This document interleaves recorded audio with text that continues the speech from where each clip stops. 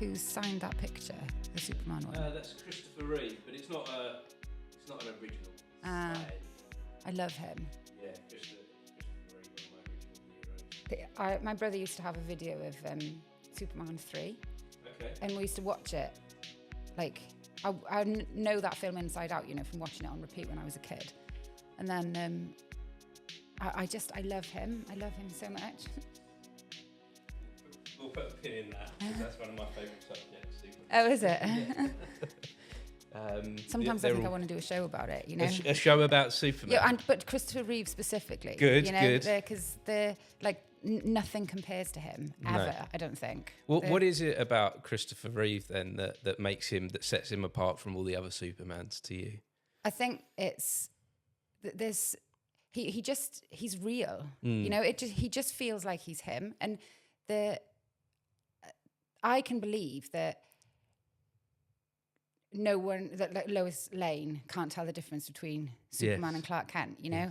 And that every single, I believe him that I believe everything that he says, he's very, very handsome, and you just believe that he means it. It's from his little fingers to his head to his toes, he is Superman. Yes. He embodies the role, doesn't he? He doesn't play it, No. He just is it. Yes. Yeah. There's definitely a difference in what Christopher Reeve done to the other actors that have portrayed Superman since. There's no showmanship, and also he's wearing lycra. Yes. And he's not wearing a suit with padding. No, none of it. And he took that role so seriously. And I read his book after he had his accident, Man of Steel. Yeah. And Still Me was the second one. Man of Steel was the first one, and it talks about the process and how he was like, no, I will put the weight on, myself, and he did. There's pictures of him training, and he bulked up so massive, and he just took it really seriously. Yeah. And there was nothing comic book about what he did. No, and there was a huge impact in that for me personally, watching those films at a young age. Yeah. They meant so much to me. They kind of formed my philosophies in life. Oh, wow. They kind of formed, my early days of who I was. Yeah. And that might sound silly. No, it doesn't. That a film, a comic book character formed my identity. But it was definitely something within the way that Christopher Reeve portrayed the character, because I discovered the film before I went back and then started looking at the comics and the rest of the Superman material. But I'm a huge Superman fan, but I think that's all down to Christopher Reeve as an individual. Yeah, because I've never read a Superman comic. I think I've seen one of the newer films of it, and I was like, nah, it's not for me. I like him.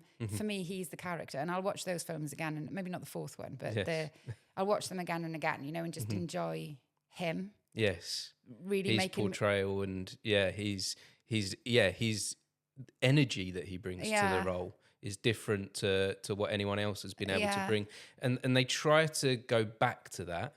There is a huge amount of recognition for what he done for that role, and they try and edge back, but they don't quite capture it. You can't, can you? No. I don't think you can replicate something like that when No. someone puts that kind of energy into a part. Yeah, you just want him to be in charge of everything, because imagine if he was the boss of all of us, we'd all be okay. Yeah. And how can we move towards that? Do you think? How can we move towards a world where we take on more of the ideals of a Superman, of a man that is trying to look to this world for hope, and because we're in quite a dark space in the world at the moment, aren't we? Yeah. I feel like we are. I feel like there's a lot of darkness being thrown at us all the time. You've got 24-hour news. You've got a lot of big people trying to control a dark agenda, is what it feels like. How do things feel like to you? What, the world? The world, well, just very unpleasant. I disengage with it a lot. I kind of, I feel like I look at things on social media, on the news, and just kind of go, I think I haven't quite accepted that this is where we've landed, Yes. Yeah. And I was thinking today about the thing is, it just feels unbelievable, doesn't it? It feels unbelievable because you learn about stuff in school about, you know, the horrors of the past and stuff, and you can't understand how those sorts of things happen. And then you look at things like, you know, people being picked up on the streets and deported in aeroplanes for no apparent reason, supposedly. You know, some people. I mean, there's, you know, and there's, if you want to believe that there's justification for that, you'll believe that there's justification for it. You'll find it. Yeah, exactly. Yeah. So you and it's horrifying to think that you can understand how atrocities end up happening, you know, because the fact is, like, we're all just a collection of like little individual behaviors that we don't realize on the small scale, or if we just ignore this, you know, what a big thing it will turn. It's like if you eat a cake every day, you know, and you just think, well, it's just one cake every day. And the next thing you know, you put 3 stone on. But that's what we're doing, it's that build up. There's a ripple effect, isn't there, to all these micro actions. Yeah. In fact, I read a book years ago that was impactful for me to change the way that I lived and how I did things differently. Atomic Habits. And it was about doing those micro actions in a positive direction. But we're seeing it on a large scale going in a negative direction, those micro movements. And whilst there's a lot of safety and comfort in kind of trying to be like, well, that's the world out there. There's no, I can't have an effect on that. But I guess if too many of us do that, then we will just let it sway to the dark side. Yeah, completely. I think I feel more and more like I've developed opinions and thoughts over the past few years about things. You know, it's like, I think, you know, you get a bit older and you do have a rude awakening, you know, when you go, oh my God, there is such a thing as the patriarchy. You know, you always want to believe the good news, don't you? You know, yes, yeah, and you kind of always want to believe, well, I do, you know, just want to believe that everything's going to be okay and that everybody really is nice, really, you know, and then you think, God, look at the systems that we've built and the structures that we've built and the things that we've done as a species to put ourselves in this position. Yes, you know, because it's all like that's what's happened, you know, is now we live within a system where all of this kind of behavior is facilitated. You know, money drives everything. Like, it really does. You know, and if you've got it, you're probably going to be okay. And if you haven't, you're probably not. You know, and maybe that's a bit of a sort of binary thing to say, but it's... No, but the world is dividing. The wealth gap is becoming bigger and bigger, and we've noticed that in the last 5 to 10 years, haven't we? The wealth gap is, if you're rich, you're very rich. If you're poor, you're very poor. Yeah. It's like pushing us into these two... We've been pushed into these two camps. Yeah. There's no longer a middle ground to aim for, is there? I grew up on benefits, and I moved around a lot when I was a kid, and we didn't have anything, you know, and now I'm in a position where I do a lot of performing, and that's increasing more and more, but I still have a day job. And I can, you know, I have a day job that pays me money. Yes. And so if I need to buy something, I can buy it, you know, to a degree. I'm not rich by any stretch of the imagination, but, you know, I can afford to pay my rent, and I can afford to, you know, get a train to come here, you know, and I can afford to go to the theatre now and again. And I can afford to put... you know, to pay a venue a fee to put my show on and hope that I'll make some money from ticket sales. You know, I'm not destitute. As an artist, it's quite hard to find that balance, isn't it, between creating the art and the thing that you're passionate about and being creative and earning an income. Yeah. That's a kind of quite a hard place to be. I've found that personally a struggle through the years, that if I've been looking at the income, I go too heavy onto that side. Yeah. And then sometimes with the creativity, I go too heavy on that side. It is hard. So you're putting together a show that you're about to start touring the country with, and hopefully that will take you all the way up to the Edinburgh Fringe. Now, with that show then, how do you manage that? Because that's such a big undertaking to take on a tour like that and still bring in the money. So how is your balance with that going to work, or how have you found it's worked for you in the past? Well, I mean, I'm lucky because I have a flexible job. So it's not totally flexible. I mean, it's 9 to 5 Monday to Friday, but it's you know, it could be 8 to 4 Monday to Friday, or kind of 7 till 3 Monday to Friday. So there are things that I can do to, you know, to make sure that I'm getting my work done, and also I have annual leave, you know, Yes, so I throw all my annual leave at performing, basically. You know, I kind of, the past couple of years, I've used it to go to Edinburgh and do the Fringe. And that's, you know, a large proportion of the holiday time that I've got. And I just spend every other waking hour that I have sorting all this kind of stuff out. You know, I'm on, I use my weekends to, you know, write or do admin or whatever it is that I need to do. And when I go away, I'll take my work with me, you know, and I just kind of, it's intense, you know, and I, it's like having 2 jobs, but at the moment, it's the only way that I can manage to do it. Yeah. Because you know, again, that thing about the like, what do I do if I don't have a day job? You know, I need the money for all of the things that I need. And and sometimes sometimes I make something out of my creative pursuits, but more often than not, I don't, you know. And I couldn't really do it. I couldn't have done what I've done up to this point without a day job to financially facilitate, you know, the training that I've been through, and the people that I've got to work for me, you know, like directors and singing teachers and all that kind of stuff. You know, it's got to come from somewhere. Yeah, isn't and it? all the technical stuff that's all around you as well. You've got to find you know, my mindset shifted a few years ago when I started to realize that money is the fuel to the thing that I want to do. And so I need that, because I have a little bit of a negative look on money. Everything I'm doing, I really don't want to focus on it. I think it blurs what I'm trying to do sometimes. And so I'm like, right, I don't want to look at that. I don't want to concentrate on money at all. And that has helped me get to a point. But to go further than that point is when the money needs to come in, doesn't it? You need it, you know, because again, it's a bit like, this is kind of what I'm trying to explore a bit with this show, you know, is that there are so many nice things that having a lot of cash facilitates. Yes. And I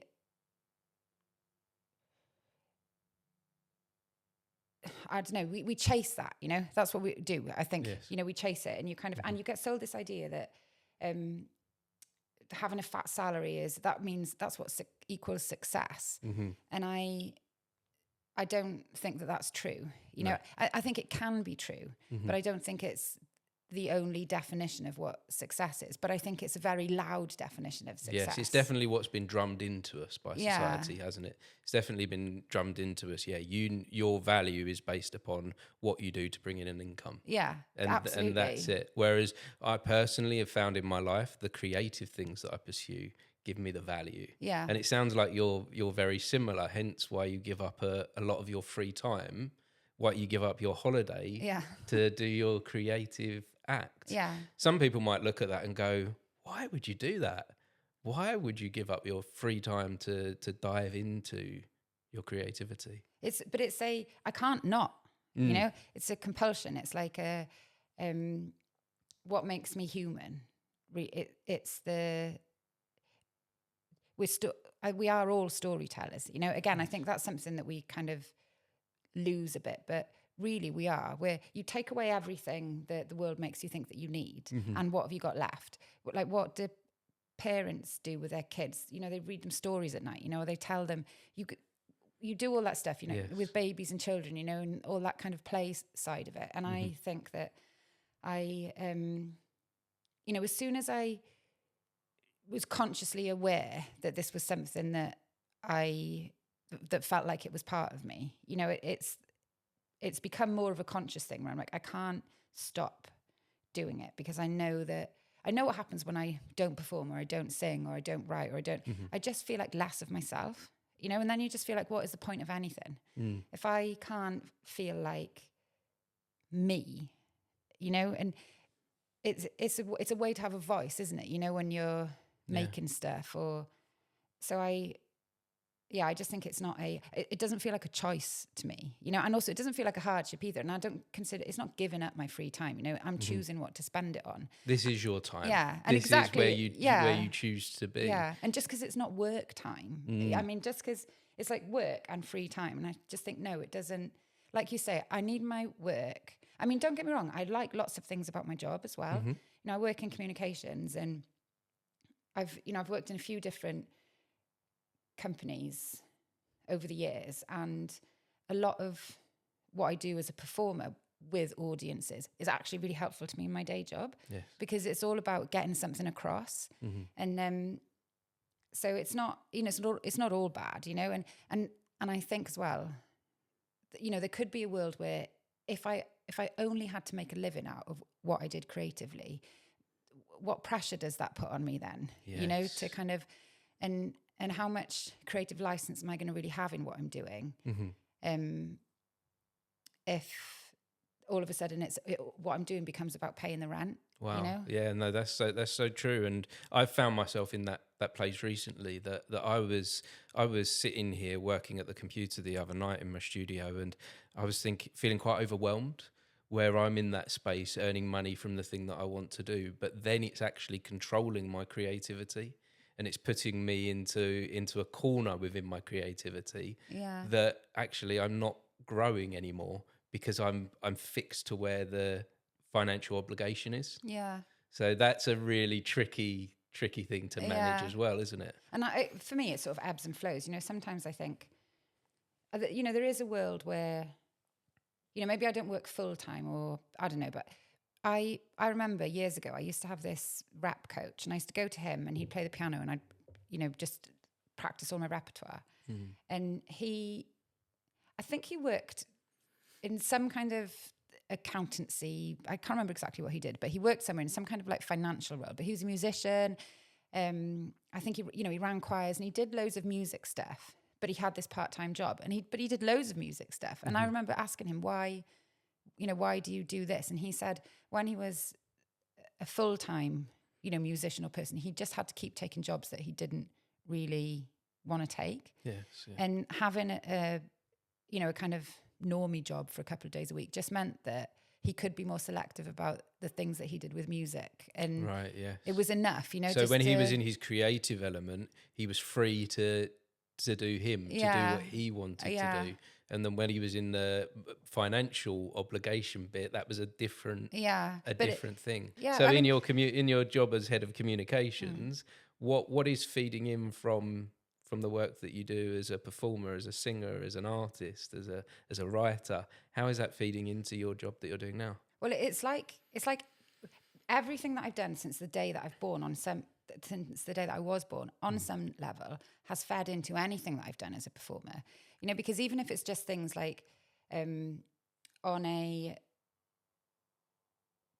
sort of, you know, just like an emotional and developmental level, stuff that happened to me while I was a kid or growing up has affected the way that I've behaved, or the length of time it's taken me to get over my nerves, or, you know, whatever it could be. Yes. But then also things like stuff that I've done and things that I've experienced. Those are my stories, you know, so those are the things that I want to talk about. And also just who I am is I think it's something that I want to share. And I think that's a natural human instinct, you know, that we want to share ourselves. And you're very vulnerable, you know, it puts us in vulnerable positions, but I think that we're not human unless we make ourselves vulnerable, really, you know, and we're not human unless we have feelings for a reason, you know, and also we have instincts to share.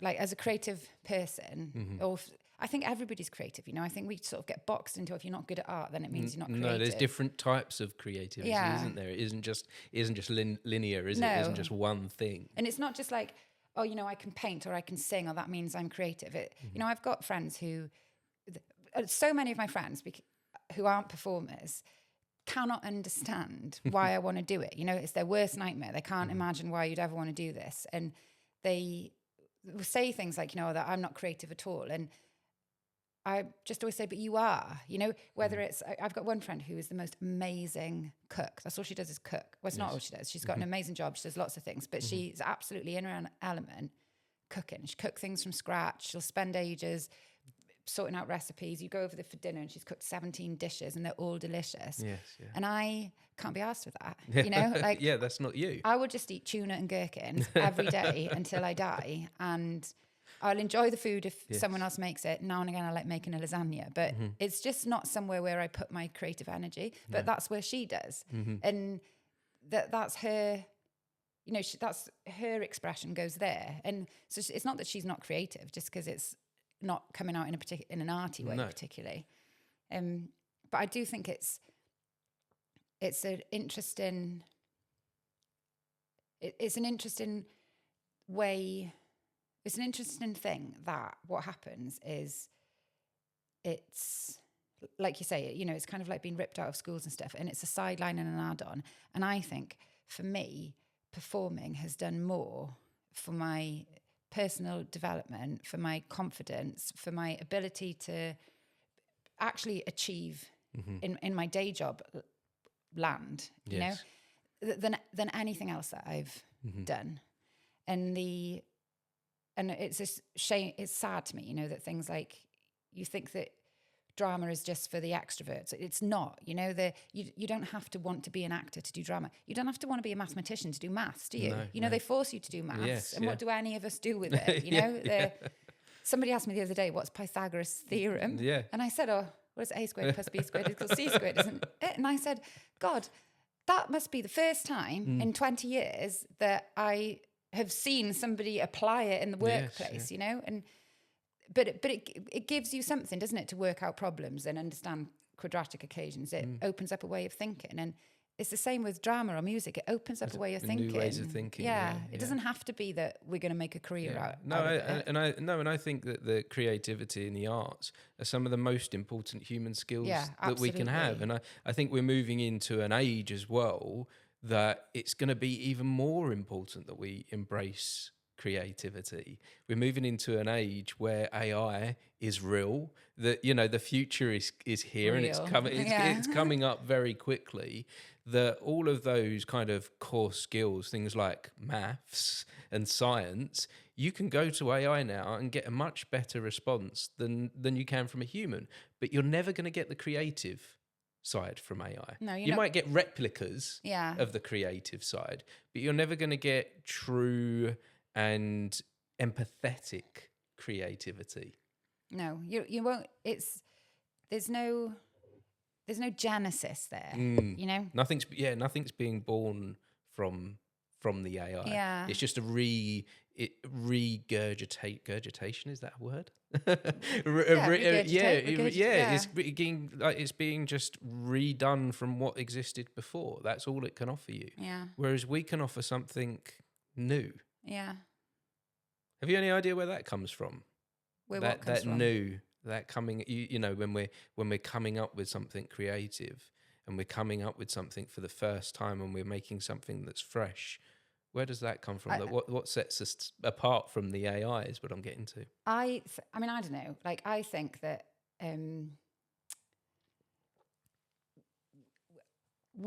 every one of us is new. You know, we're all kind of, I mean, it's weird because I think in some ways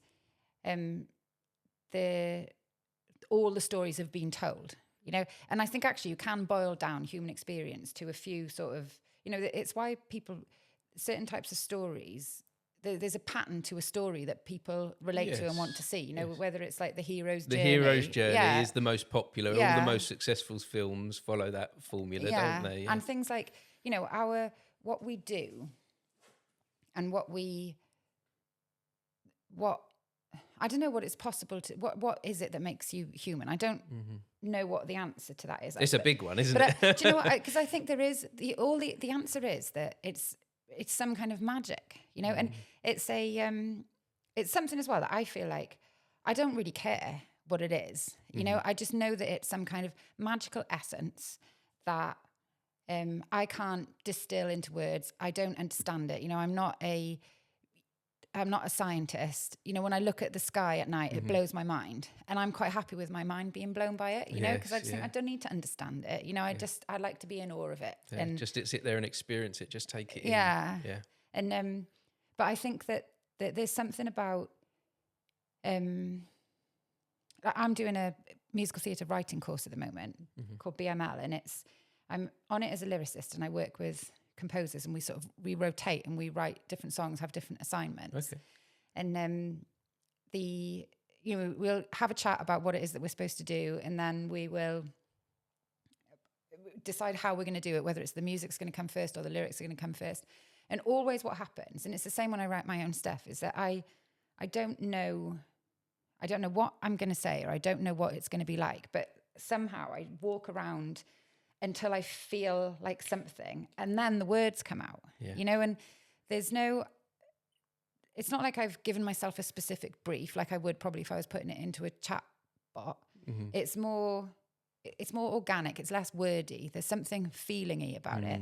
And that's what you can't do with a robot, is you can't silently communicate a feeling. Yes. You know, because you need to give it words, or but that's what we do with each other. You know, we get so obsessed with words. Like, you know, it's the words that mean the thing, and words are nothing. You know, there's such a tiny part really of how we interact with each other and how we emotionally connect. And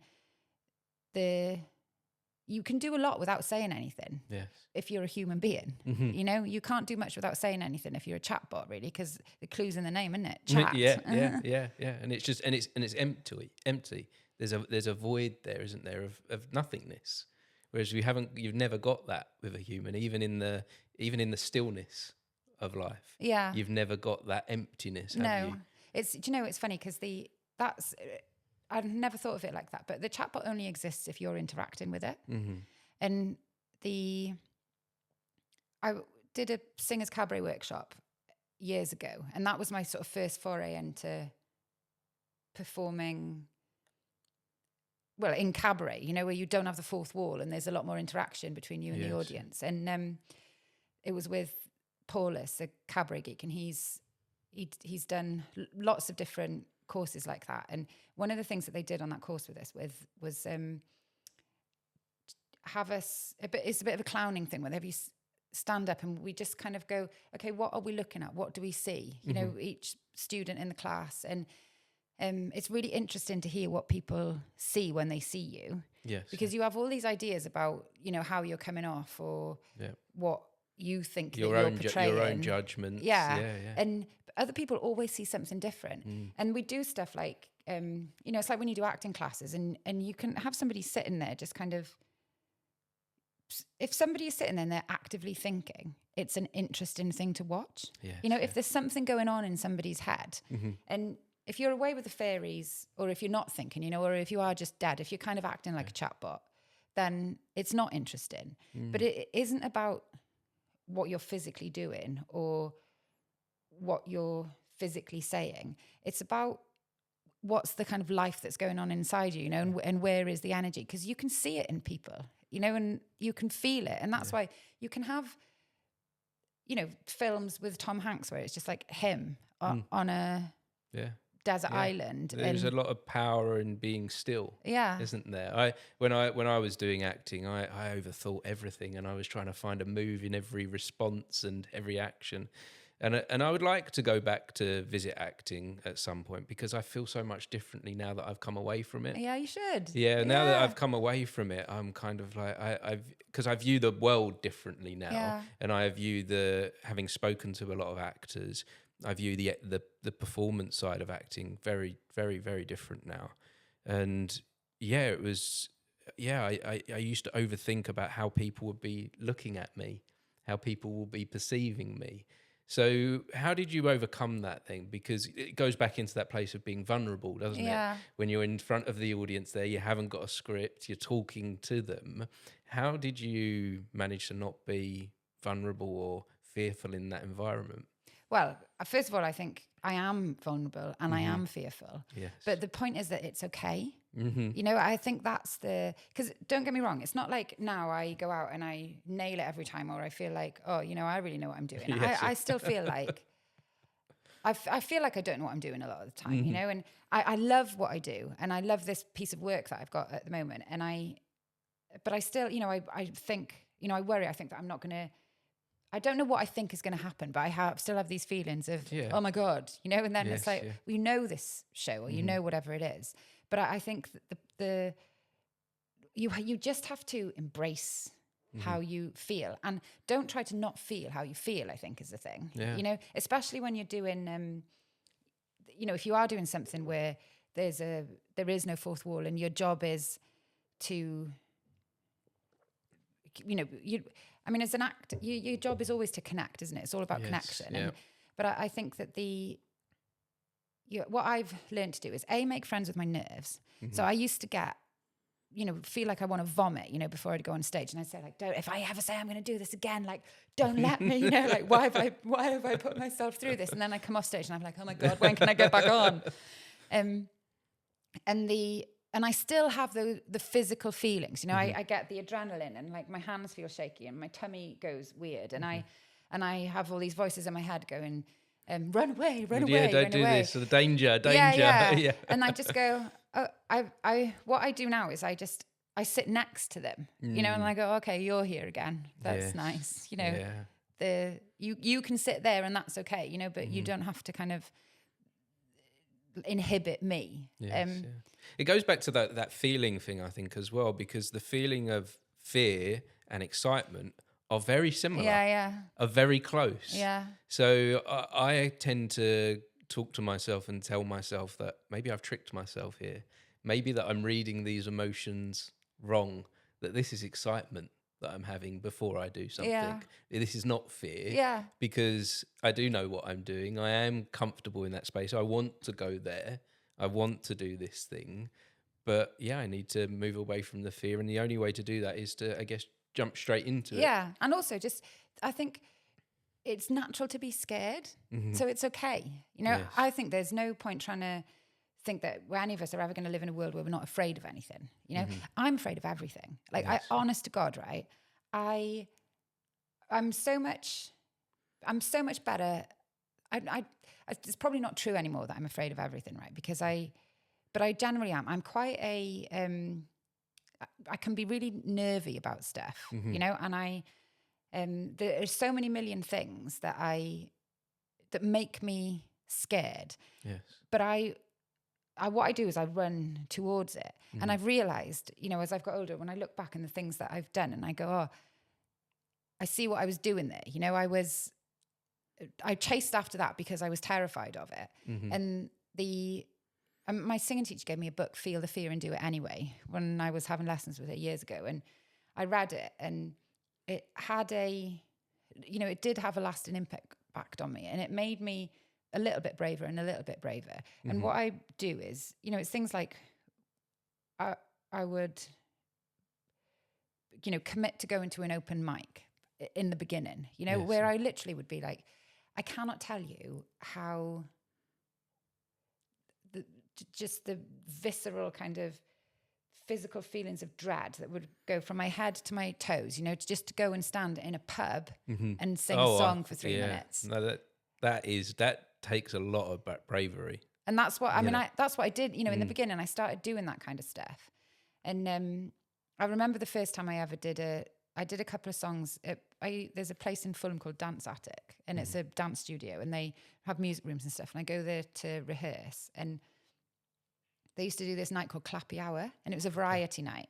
And Andrew, the guy who owns the place, he's passed away now, but his kids, Poppy and Alex, run it. But he said, oh, we do this, you know, he said, oh, what are you doing coming here all the time? And I was like, I'm just, you know, learning my songs and practicing my stuff. And he said, oh, do you want to sing in this show? So I said yes. And I went there with my friend. It was a Saturday afternoon. We were watching the rugby before we left. It was Six Nations, and I think Wales were playing Scotland. And then we went to Fulham, and I'll never forget it. We walked into this room, and there was this dance troupe rehearsing. And I said to my friend Petra, I was like, I can't. You know, I was like, I can't I honestly felt like totally frozen. And I thought, how can I go up on a stage these people, these are people doing this stuff, Yes, like I can't do that. And then when we went to rehearse it, I stood in front of the microphone and nobody said anything, and they had the backing track, and I said, oh, shall I start singing? And the sound guy said, well, you might want to wait for the music to start first. And I was just like paralyzed. But I did it, and then that's the only way that you get over things that you're afraid of is by doing them. That's just all there is to it. There's something beautiful about stepping outside of your comfort zones, isn't there? Like, we can very much find a place of comfort and just stay there, but it's when we go outside that everything wonderful and magical absolutely starts true to happen. It's such a cliche, but it's a cliche for a reason, isn't it? It's true. It's like I'm learning to sail at the moment. Okay. And that's I went on a hen do with my friend, and we went on this yacht trip, and the sea was really rough. And everyone was literally, they were puking over the side. And my friend whose wedding it was, she was projected vomiting off the back of the boat. And they were all just sat across from me, sitting there green, looking really miserable. And the crew were like trying to get the sails up, and they were having loads of trouble. And I sat there and I was thinking, this is the best day of my life. I was just like, you found a new place. I loved it, Yeah. And I said to them, oh, I'm going to learn to sail. And they were like, whatever, Emily, you're drunk in Mallorca. You're not going to learn to sail. And then I went and did a sailing weekend in Southampton. And I just, from the second that I got there, I got on the boat, and I was like, I just couldn't believe that I was on a boat, And I was going, oh my God, like, look at this cabin. And, I just couldn't believe it. And the feeling of being on a boat and the salopettes and the gear that you have, and you can only take a soft hold all because there's no room to put suitcases and stuff, and it's bring as little as you can. And we went out for the weekend, and the instructor said to me, I've never met anyone as enthusiastic as you. And I was like, oh my God, I want to sail around the world. And it's terrifying. It is. We went out in a gale force wind one training weekend when I went down there, and this is in the Solent, it's not in the middle of the Atlantic or in the roaring 40s where the waves are like 100 foot high. This is, but I'm learning, and I'm not a sailor. And we were out I was on the helm, and we were out on this boat one day, and this rogue wave came, and the boat was just going up and up and up and up. And that's all I could see was the bow of the boat, and I couldn't see the sea anymore. And I was like terrified. This could be the end. Did you feel like that at all? Yeah. Well, I don't think there were any thoughts. All I did, I just was grip the wheel, instinct. It was kind of just, everything was sort of clenched, and I was holding on really tight. And then we just rolled over the other side, and that was that. Yeah. And I went, oh, whoa. And the instructor was like, whoa, that was a big one. And I felt really emotional. And then I swapped over with one of the other students, and I've never forgotten that. That feeling of. It's such big fear, but then you just have to give yourself away and go, I'm not in charge here, actually. So, and there's something so liberating about that feeling. And it's a bit like when you're on stage and you go, I'm terrified, but you have to give it away and go, do you know what? I am in the hands of whatever happens next now. I know my lines, the audience is there. Que sera, sera. And that feeling of sort of, just stepping off the ledge and just trusting that you're going to float down it's like it makes me understand why people are religious. They have faith in something bigger than themselves. Where you go, I've done everything that I can, and now it's not up to me anymore. And that's a nice feeling. Yeah, and that's pushed, and that similar feeling for me has pushed me into that area of I've never been religious, but I have started to become quite spiritual and have faith in something beyond this world. Yeah. Because of that feeling, because of that trusting in the moment, trusting that you're going to be okay through this, no matter how scary it all is, that as you move through it, there's something that will come from it that is meant to be. Yeah. Even when sometimes it is a little bit dark or not very nice, there's still something that comes from it that's good for you. Yeah. I've got a personal trainer that I see now and again, and she's very spiritual. And when we'll go running, and then I just, bore the poor woman to death probably, just like telling her what I've been doing, or, why I hate myself this week, or, like everything that's wrong with me. And but I'm always I just always think that everything is going to be okay. I never really believe, it doesn't matter what's going on. I just think that everything is going to be okay. And that doesn't mean that I'm like always happy or that everything is always nice, but there's always been throughout my life, whenever I've had, difficulties, there's always been something in me, I think, that's just really believes that everything is going to be okay. And my PT said to me, do you think you've got a guardian angel? And it's not about, religion or something. And kind of, even if I'm my own guardian angel, that just the fact that I have this kind of motto of don't get your nicks in a twist and everything will probably be fine. And it's helpful to me that I do that, whatever it is, but it is some kind of faith, just and it probably is. And I, hadn't really thought about it until she asked me. It probably is some kind of faith that I have in myself, that I know I'll be able to look after myself. So I know it will be okay. Yes. But it is I think it's been a helpful thing that I've had in my life, because it doesn't matter how awful things have been. I do always believe that there's a way out, and I won't ever stop trying to find a way for things to be better if they're not very good. Yeah. And that's touch wood anyway, that's kind of that's worked for you well so far. Well, and when you look at life in a way that can be a bit dark, I return to, I've got to this point. Yeah. I'm here right now. Yeah. Like what does right now look like? Right now is actually okay. Yeah. Like it may have been a bit bad, or that I might be worried about imagined futures, but actually right now is good. Yeah. I mean, people tell you to do that if you have to deal with anxiety, don't they? Just kind of go like, grounding. Am I safe right now? Yeah. Because I think that what was I going to say? I can't remember. It's That's gone. okay. That happens sometimes. Yeah, like Blodwen has a thing. That's she's who I put on stage. She's like the bits of me that I'm happy to put on stage, basically. Yes. The bits that you've crafted into a story for sharing. Yeah, the sort of. It's all everything that I do with her. It's based on my life, and a lot of even the things that she says. Sometimes it's because somebody said to me, "Oh, you should put that in the show," or sometimes it's just because I've worked on her a lot over the years, and I know what she's like now. But her, she says this, if you don't get your knickers in a twist, and everything will probably be fine. And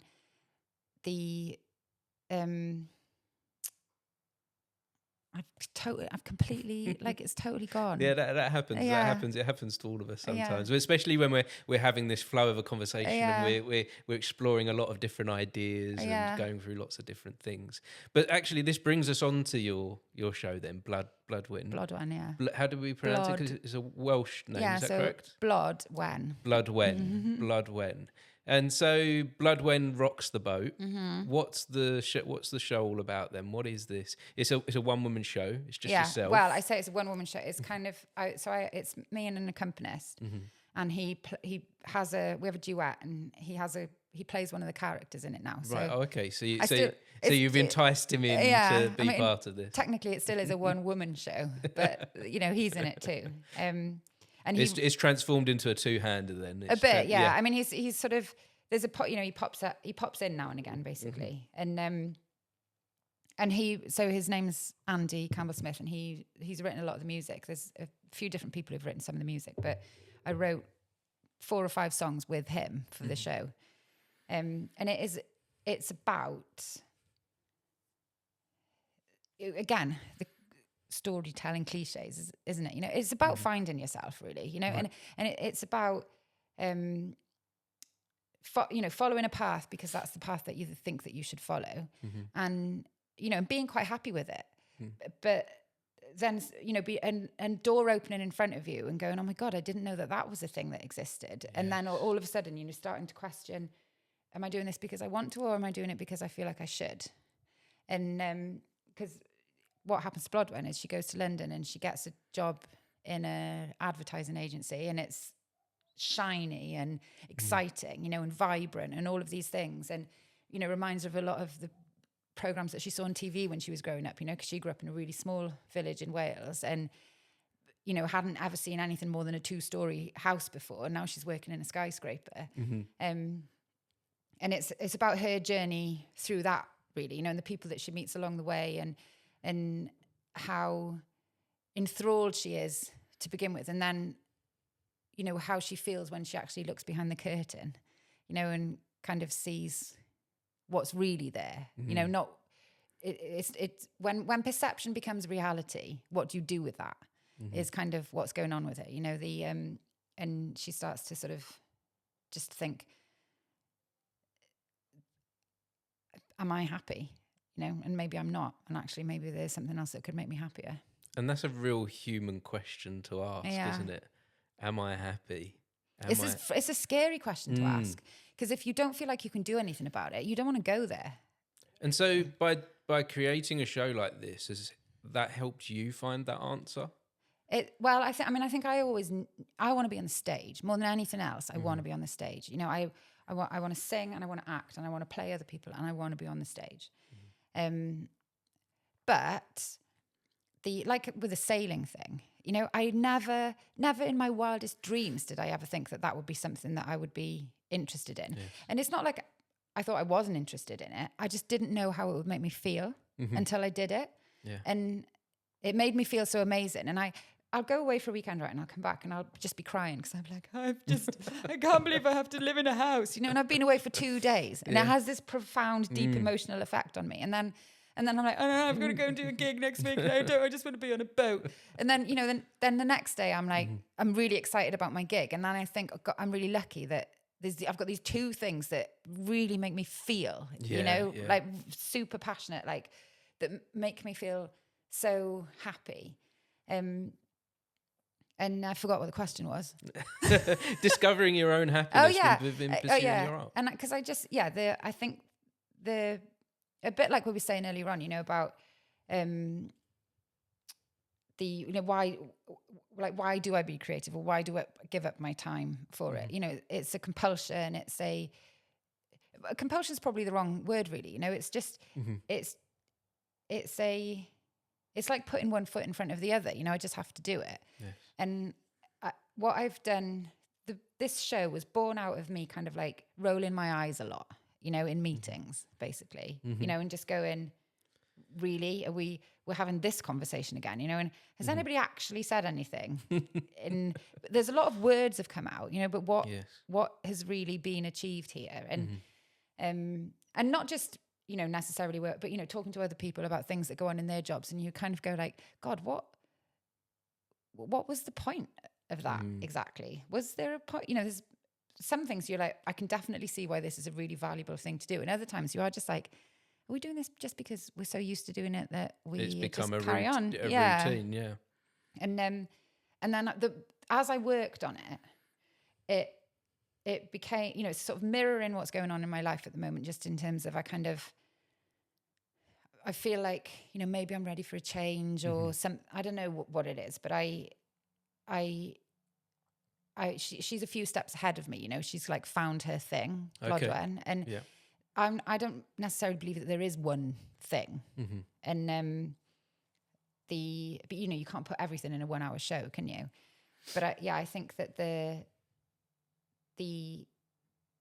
that thing you do, or that we can do, you know, where we, you know, maybe wake up in the morning and before you look at your phone is just spend a bit of time with yourself, or, you know, write something down at night and go, oh, you know, what was good about today? And I don't do this kind of stuff enough. No. But I think you only really, you know, it sounds really cheesy, but you can only really find what makes you tick if you really pay attention to yourself. And I have paid probably more attention to myself in the last few years, for various reasons. I think COVID was a big catalyst for that, you know, because I spent so much time on my own and also came out of it thinking, God, I don't want time ever to be taken from me like that again, you know? And so where do I want to spend my time? Yeah, I see that there was a lot of, you know, whilst for a lot of people there was some bad that came from COVID, there was also good that came from COVID.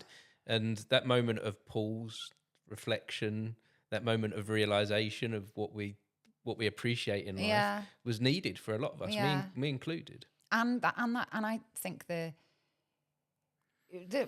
horror of it, in a way, you know, of going, like, this can happen, you know, where all of a sudden you have to press pause on your life, and that's out of my control. You know, someone else did that. So you know, there were external factors that meant that we all had to press pause on our lives in one way or another. And I think that it's had the impact that it's had on me is kind of made me go, well, don't you press pause? You know, because someone else could press pause. So don't you do it as well? You know, because and that's not to say that like you say, sometimes you do have to press pause a bit, but like, be careful about when you're pressing pause. Yeah, and for how long that you press pause for. Because you don't know, you know, I feel like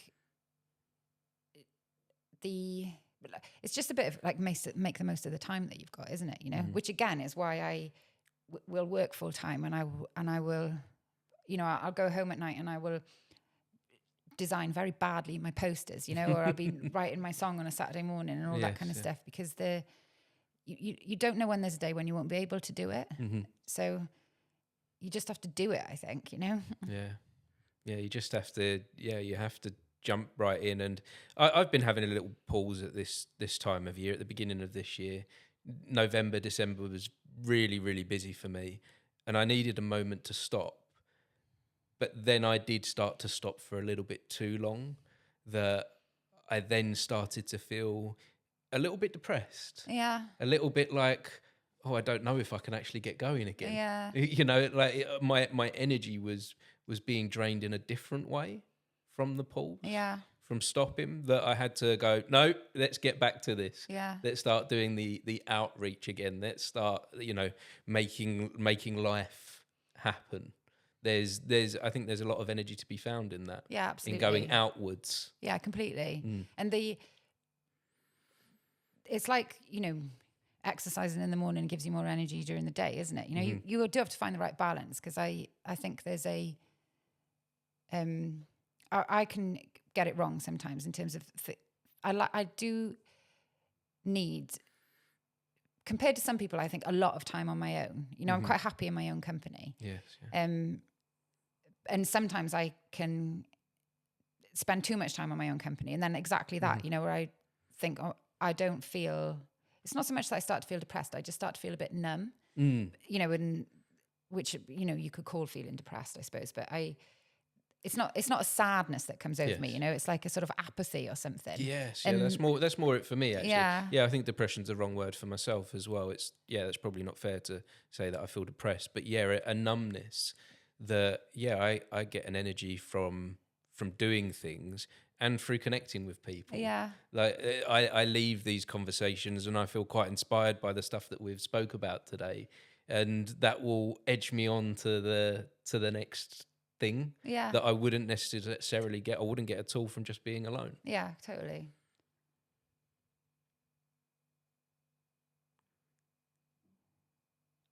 It is like, you need some alone time, but just not too much. But that's what I really love about January is my favorite time of day is like 5:30, 6 o'clock in the morning. Okay. And January, to me, that's 5:30 of the year. Yes. You know? Yeah. Where there's a lot less external. I feel like I have less fishing hooks coming at me. Yes. You know, and I'm just like, I can go where I want in the water at this point. You know, and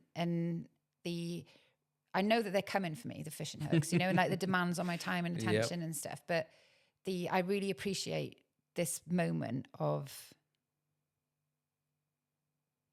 you know, the calm before the storm, or you know, the dawn before the day. I like it, and I don't mind. I do find that it's not my favorite time of year, winter. You know, I like the light, I like the morning. Yeah. So I have one of those like alarm lamps that's fakes the sunrise. Sad? It's not a sad lamp, but it fakes the sunrise. So it starts off red and gradually gets lighter and lighter. So you don't open your eyes in the dark. And that makes a difference for like, you know, getting up and stuff. It makes it easier for me to get up in the morning. Yeah. Because I like to get up in the morning, and I like to, you know, go to the gym or go swimming before I go to work, because it makes me feel sane. But it sets a level for the day, doesn't it? It sets a, you know, if you can set yourself up right. One of the things that I do to start my day is I try and do one of the hardest things of the day first. So I do cold showers and cold plunging. It's absolutely horrible. Yeah. But I found a routine now that I found it so beneficial to my health, how I'm feeling.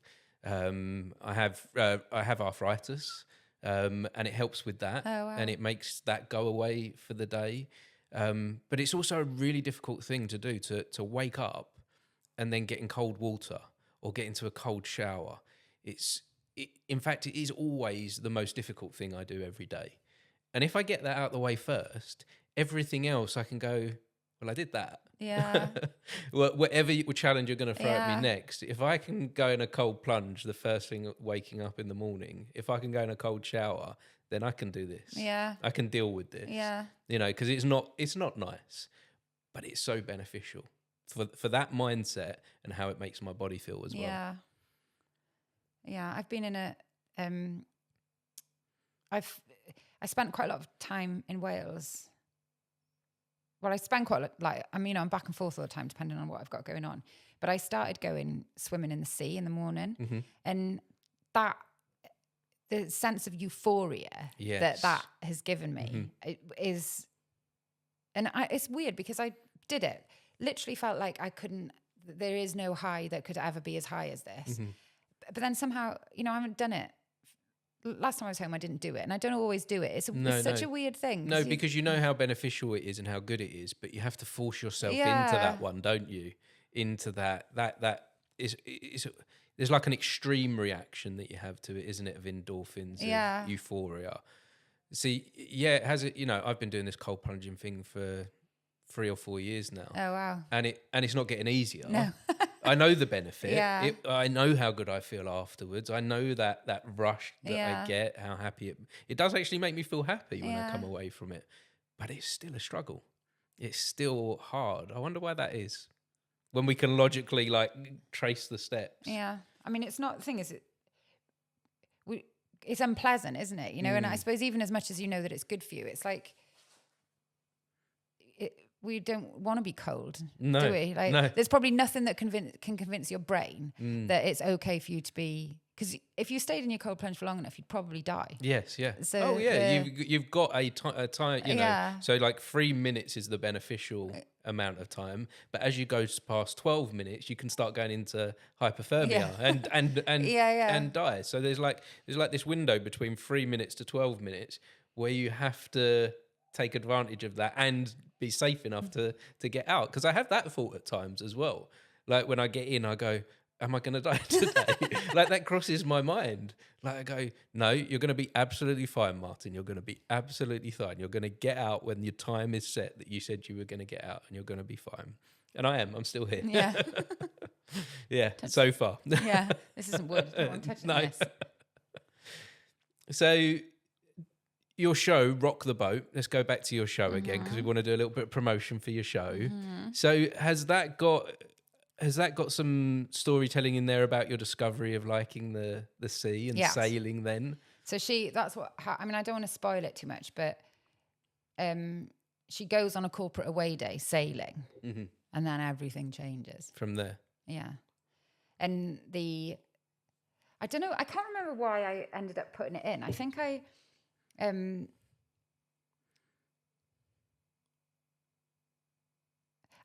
the first draft I ever did, what happens in it now didn't happen.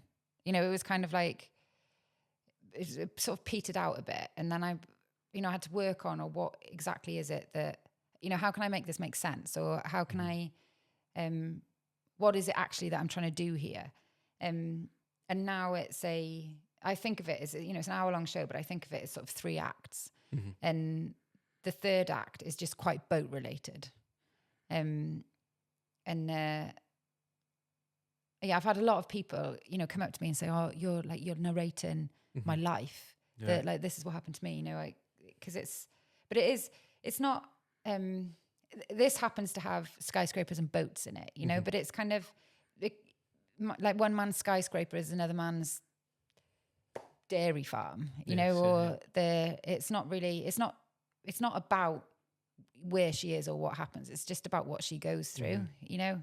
I guess storytelling as a whole is a metaphor, and we interpret it to see that how we want to, and sometimes we do find a way to help that match our life. It doesn't have to be exact in the fine details, does it? And I like to, you know, I find it easier, like all the people who are in it, they're based on real people. All the things, there's one song in it that I wrote that I wrote in about, I don't know, no time at all. And I thought at the time, oh, I'll probably change this because, you know, I'll just put this down. And I've never changed it because it's all it is a, it's called Whistle Stop Tour. And it's about her first day at work when she meets all of these people and they all introduce themselves. And it's like, you know, she meets the HR manager and the sales lead and all of these people. And they introduce themselves, and that's all that happens in the song. But I didn't really need to think about that, you know, because I've met these people 1,000 times, you know, and we all, you know, not just in a corporate world, but like we play roles, don't we, when we're in certain situations. And so it's not so much the people that song is about. It's about the roles. We all encounter these roles everywhere we go. And that's kind of what the show is about. It's these things that we all encounter, you know, whether it's a situation or a system that we live in, or a certain type of person that gets put in front of us at different stages, depending on what we're doing. It's all about these things that, you know, in some ways happen to all of us. And then how you respond to it, I suppose, you know, and how, and what I'm trying to do, I suppose, is it's not about saying one thing is better than the other, you know, because there's characters in the show who really embrace completely different things to Blodwen, and they're very strong, kind of, you know, aspirational people in their own way. But it's sort of, I think it's about knowing your own authenticity, you know, and going, you know, I really like so-and-so and I really get on, but actually I want to be like, maybe I want to be like her, but that doesn't mean I want to do what she's doing. Yes. And you can conflate the two things, I think, sometimes, you know, and just think, you know, you sort of get a hero and go, and you're inspired by them for whatever reason. And then you think that in order to, you know, you aspire to be like them, but it doesn't mean that you have to do what they're doing, you know, because it probably isn't what they're doing that's inspired you. It's probably the way that they're doing the thing that they're doing, you know, and their attitude and that kind of stuff. And that takes us back to Christopher Reeve. You know, I think maybe when I was younger, I thought I was needing to be an actor to be able to emulate what Christopher Reeve was doing. But actually, I'm starting to have this discovery right now while we're sitting here that actually I didn't need to do that. It was more about the energy that was coming from him. It was more about that way that everything that he pursued was for a pursuit that came from within, and he embodied what he was doing. But I don't have to be an actor to do that. No, yeah, completely. Yeah, exactly. I mean, I admire him because he was very respectful of his craft, respectful of the people that he worked with. Well, I say that he was sort of, he would give something respect if it deserved respect, you know, and he absolutely took that role so completely seriously. You know, there was nothing, it's a comic book, you know, you can think yourself bigger than that. You know, he went to Juilliard but he acted in those Superman films like it was you know, he took it very seriously, and that's what I really admire about him. And you know, I've read his biography and his autobiography, and I was, you know, when he had his accident, I couldn't stop reading. You know, I was so devastated, and I was such a big fan, and I couldn't stop reading. And but he I want to be like that. You know, I want to take what I do seriously, because I think if you're going to do something, do it. Yes. You know, and sometimes I don't. And I'm never happy with anything that I do, you know, because I always think that I haven't put enough effort in. And I probably have. Is that really where you find the unhappiness from the pursuit then, is when you're overcritical of yourself? When you're feeling like the effort level hasn't been enough? When it sounds to me like, as I'm hearing about your journey, you put so much effort in. Yeah, I do. That you embody your work, that it's part of who you are. That you don't consider it to be, you know, like we were saying about separate, you know, time being your free time and you're not free time with work. This is you. So to say that you haven't put enough effort in, where does that come from? Well, I mean, big picture, I don't think I haven't put enough effort in. But, you know, on a day-to-day basis, I know I don't like to feel like I didn't try as hard as I could. And sometimes that happens. Yeah. You know, sometimes it just does happen. But then I know what that feels like, and I know that I don't like it. So I've got better over the years of going, you know, you'll be so pissed off with yourself if you leave this till the last minute. Like, do not do it. And it's made me be more organized and more disciplined, because I really don't enjoy the uncomfortability of feeling like I didn't try as hard as I could. And it took me, when I was in school, I remember people saying, you know, just do your best. And I held no weight with that. You know, I wasn't interested in doing my best. I was interested in being the best. And I was academically, you know, very good. And I was top of the class in most things. And if I got less than 90% in an exam, I would be like devastated, you know, honestly.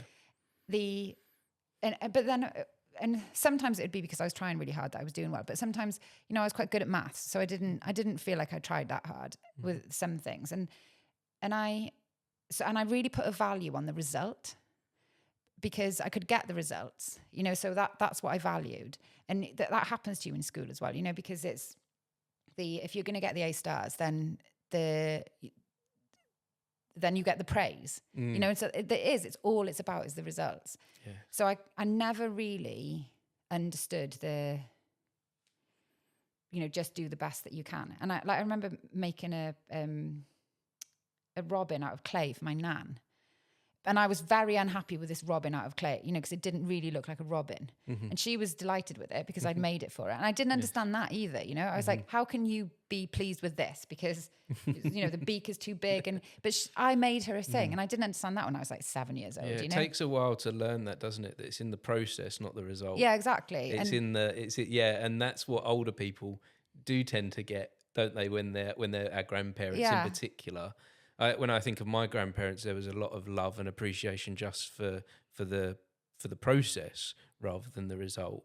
Whereas, when you're actually going through school, it's, have you got A stars? Yeah. Are you all the best? And is there all that pressure? Yeah. But now, see, and it's only through, again, doing it and understanding the difference. And like when I first started singing, I'd be, you know, horrified if I felt like a note broke or something on stage. And I think that's all it's about. And again, it's only really through, you know, practice and watching things myself and being an audience member who is also a performer and understanding what I forgive on or don't notice on stage, you know, and then being able to understand like what actually is important here. And the thing that's important to me more than anything is have we made a connection? You know, have I sat in front or stood in front of an audience, and do I feel like we went somewhere together for an hour that I can never go again, because next time it's different people sitting in here, and we went somewhere, we enjoyed it, we're glad we went, and we want to see each other again, say, or, you know, that if that's happened, then, you know, it doesn't matter what I've done. It doesn't matter if I've, you know, forgotten my lines, or, you know, so many things have happened to me on stage. Like, you know, I've had things like somebody pull out a plug on a speaker, you know, and this big like, and you just, that's what the cabaret workshops and stuff taught me, but I had to do in order to really understand what I'd learned, is that you just have to go with whatever happens. Thrown at you, And if I've prepared enough and something goes wrong or I forget my lines, fine. If I haven't prepared enough and I forget my lines, then I'm disappointed, you know? Yes. And the result could be exactly the same. It's not about the result. It's about what's gone into it. That's what that's something that I've learned, you know, is that it is never about the end result. It is about the process. It's about, have I done myself justice? And then again, like the thing we were talking about earlier on, I put myself in the hands of the gods now. Yeah. But if I put myself in the hands of the gods, you know, when I've kind of gone, I won't bother with that, or I won't bother with that. And then next thing you know, I'm learning my lines too late, you know, then I'm never going to be pleased with what happens. Even if I give a perfect performance, you know, quote unquote, I'm not going to be pleased with it, because what I feel like is I winged that. I don't like winging it because it's risky, you know, and it doesn't feel like the right thing to do. So it is funny what you know, I didn't, now I understand something that, I mean, that's what growing up is, I suppose, I guess isn't so, it? yeah. And, you know, it sounds cheesy and corny, but the school of life is so important for all of us, isn't it? And even when we, you know, for me, one of my realizations at that moment was on stage, that moment of, if I was prepared enough, I had a moment on stage that could have been really wonderful for the audience, could have been really wonderful for me, but I hadn't prepared enough. So I had a moment that my mind's going to of, I was in the middle of a monologue and I hadn't learnt the monologue well enough that if something from the outside came in, that I could change anything. I was so rigid to that text and what I'd practiced, because I didn't know it 100%. And on the opening night, a cat had come on backstage and walked on the stage during my monologue. And the whole audience weren't listening to me. They were looking at the cat, laughing and going, and the cat was sitting there and watching me as well. But I couldn't play with that because I didn't know it enough, that I carried on doing my monologue to an audience that weren't there with me anymore, you know? And so, yeah, from that, I learned that I need to know things well enough. I have to work on my art well enough that I can play. Yeah, totally. That I can have fun in this. That I could have picked up that cat. Yeah. That I could have done the monologue with the cat, and that would have been epic. Yeah. You know, that would have been something the audience would remember and I would remember. But now I see it as a moment of a lost opportunity. Yeah. And that's what I don't like. I don't like the lost opportunities. Yeah, totally. That's a very Cabaret thing, that is, you know, the here and now. Like, what is going on? Somebody drops a glass, comment on it. Yes. You know, notice the. I mean, it's different when you're doing theatre stuff. But like you say, that's the thing. I think if you're, it's like good improvisers. You know, they're improvising, but they're only improvising well because of all of the layers of, like, the million times that they've practiced with each other, and the you know, the tools that are there that are just waiting to come out. And I think exactly the same with my. That's why an Edinburgh Fringe run is so good, because you can rehearse, but I feel like nothing really gets solidified in me until the audience is there too. Yeah. And it's, you know, unless you're in a musical in the West End, or, you know, something that's touring and that's a long-standing production, when you're doing your own work, you're doing a show here and there. You know, I've got 9 dates between the middle of March and in the middle of May. So I'll be, you know, it's about 1 gig every 2 weeks it averages out at. And so there's 2 weeks between a gig, you know, so it's still good for, you know, I know the show well now, it'd be fine, but it just, when you're doing it every night after night after night, something different starts to happen. And the capacity for playing just gets more and more and more, because you are, you know, sometimes, you know, when you're on stage and you're doing stuff and you're singing or talking, and your mind can be, it's amazing what your brain can do. Yes, you know, where I notice everything that goes on in the audience. And when last year I was doing a show in a Free Fringe venue, and it was a karaoke room.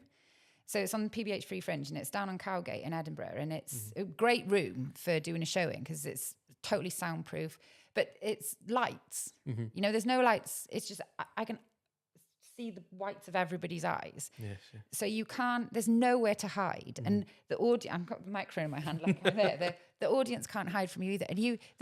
And I'm singing songs, you know, and I'm doing this and I'm picking up my props and I'm clocking every facial expression, everything, and it's all going in. And one part of my brain is thinking about that, and the other part it isn't thinking about the words anymore. And I need to get to that point, like you say, where I'm so well versed, where I don't have to be conscious of what's coming out of my mouth, so that when that person over there, you know, spills their drink on their neighbour, then I can say something about it, you know, and then go back to where I was. You can be part of it with them. Yeah, they can be part of it with you. Yeah, that's why I love theatre so much. Is that space for connectivity? Yeah, that space, and it can even be in pieces with a rigid text. That space totally. for creativity. Shakespeare did it all the time in Shakespeare, didn't they? They had that engagement with the audience, and you know, we don't do it enough in theatrical performances now. Maybe, you know, you go and see a lot of shows in the West End and it is a very rigid performance that is note perfect almost every time. And I actually like the stuff sometimes when I'm watching something and someone goes off key and it feels more authentic and real than if we were just listening to a tape. Yeah. Well, it's like I did last time I did my show in October, there was a point where I wanted to go and get the microphone, but the lights had gone off. So I couldn't see. Yes, yeah. There's a spotlight here, you know, and I was trying to grab the black microphone stand in the black air, you know, with the black curtain, just black everything, and I couldn't see it. Yeah. And I made a comment, and then the lighting guy, you know, switched that light on. I got the mic, and then he switched it off again, and I said thank you. And somebody said to me, "Oh, was that staged?" And it, you know, it wasn't at all. It's just what happened. But those people love that kind of thing, you know. And I enjoyed it as well, because it made me, again, it just brings you back, because then all of a sudden you're connecting. Something is happening, and that's a thing that's happening with all of you. That's not me delivering my lines that I've delivered 1,000 times. You know, that's me looking for a microphone stand, which you think you choreograph the show so that things like that don't happen. But then when they do happen, actually, they're just a little bit of magic, you know? And it's, you know, it sounds silly and it sounds like nothing, but it's kind of, my favorite moments in shows are usually something unscripted. Yeah. Well, they are, you know? Yeah, and I think that's for the audience as well. Yeah. To be honest, you know, I think that's why panto is such a big thing in the UK, isn't it? Because of that, because there is a continuous engagement and flow between what the story is and what's going on with the audience. Yeah. It's continuously engaging with both. And the love for pantomimes are growing and growing as such that pantomimes are all year round now, aren't they? Are they? Yeah, they're happening every half term. And there you go. There's a pantomime going. So it's not, you know, it's become something more where it started off just a traditional Christmas thing. Yeah, audiences turn up every half term now for them.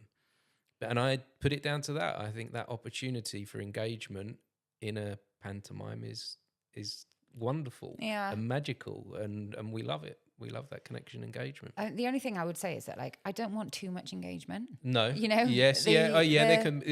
I think there needs to be. You know, you're on a stage. Yeah. It's your platform.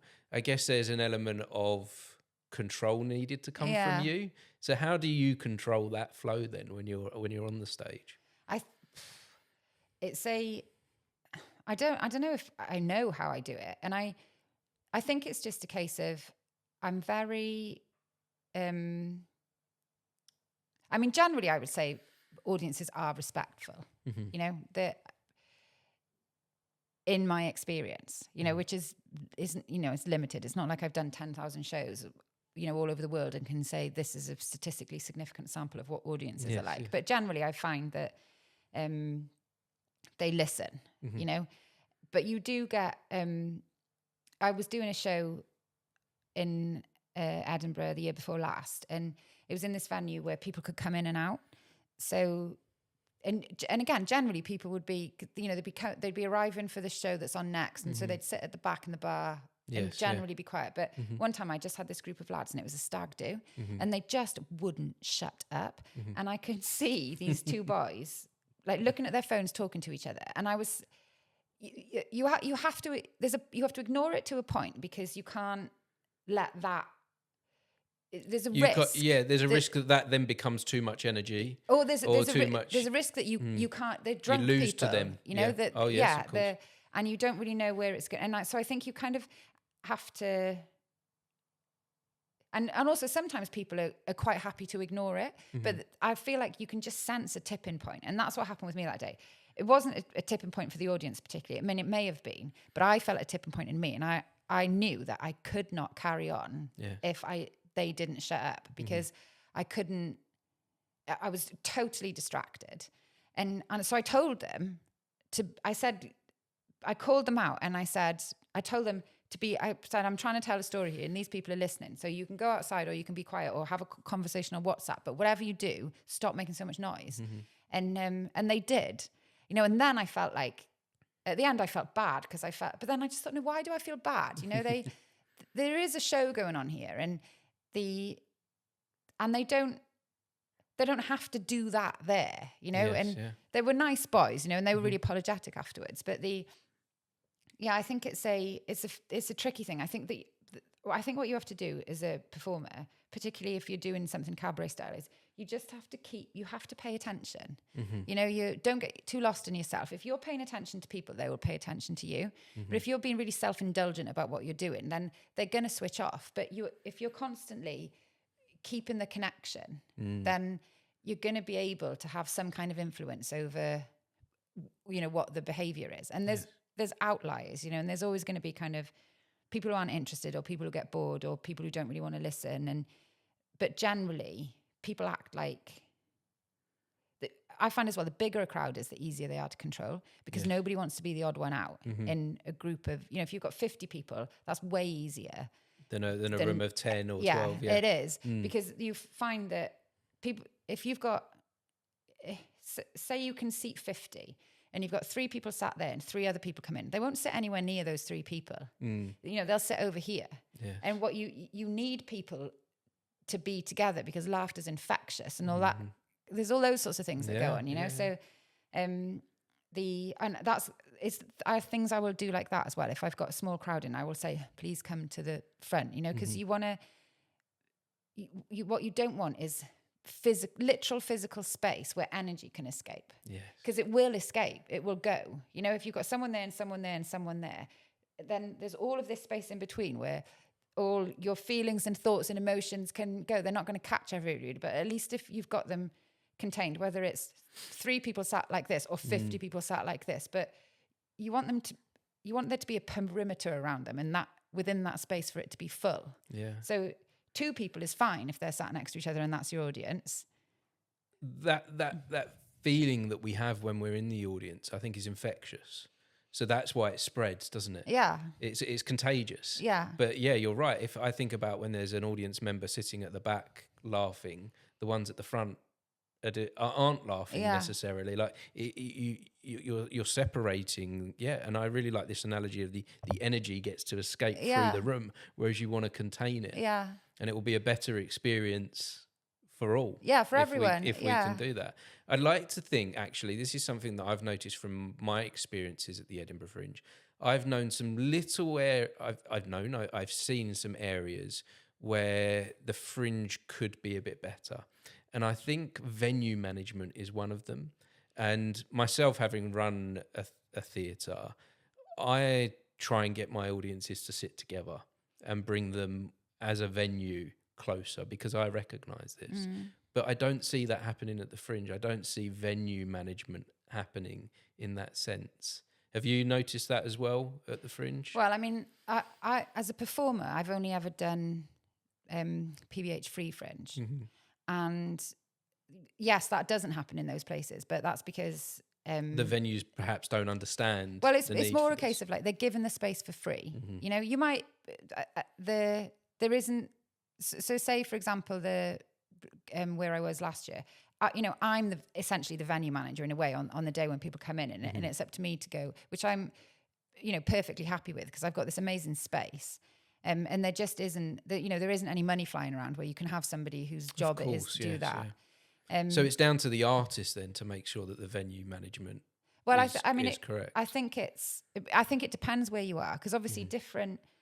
I've definitely been to shows where people have said, "Oh, can you make your way down to the front?" So I think it does happen in some places and maybe not in others, and there's probably a million reasons why. Because the fact is, it is a fringe, isn't it? And, yeah, of course. Yeah. And half the time, I think there probably aren't enough staff to do all the things that we'd love to have done in a theatre in an ideal world. So I do think that there are things that you can do as an artist if you understand that these things are important. But then also you have to think about, like, where do I want my energy to go? Yes. And because if I've got all of these other things to do as well as put on the performance, what it actually is it that I want to get out of this, and is it? Am I doing this because I need to?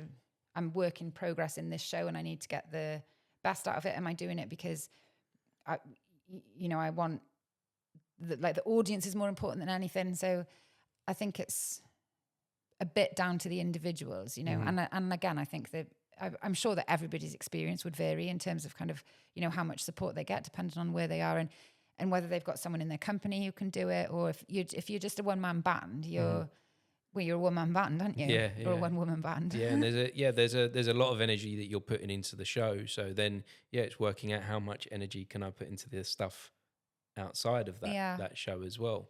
How many times have you been to the Fringe then?